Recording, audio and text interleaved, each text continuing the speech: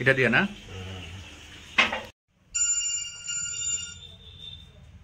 Hello, 3 দিন আসলাম না।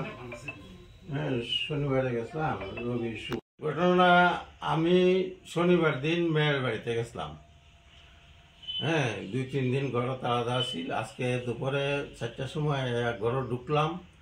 ঢুকে দেখি যে আমার ঘরে লাইট জ্বালানো। আমি জ্বালানোর সময় কিন্তু লাইট অফ করে গেছি। লাইট জ্বালানো দেখতে আমার শরীর কামন শুরু হয়েছে। আর এই ঘরে কেউ ঢুকছিল। হ্যাঁ, তখন তাড়াতাড়ি আমার গিন্নি আইয়া দেখে আলমারি ভাঙ্গা, আলমারি সব স্বর্ণ টর্ণ যা আছে সব লইয়া আছে। যা কতখান আসলো স্বর্ণ? স্বর্ণ তো 4-5 ভরি আছিল। আমি কিছু সঙ্গে লইয়া গেছিলাম। গা অর্ধেক রয়েছে, অর্ধেক নিয়ে গেছি সঙ্গে। আর কি কি নিছে?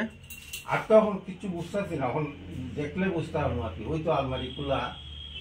হ্যাঁ, এখন দেখলে পরে বুঝবো। ওই যে এটার থেকে মানে একটা নিছে, এটার থেকে একটা নিছে, আর ওইটা একটা নিছে। কিভাবে ঢুকছে মনে হয়?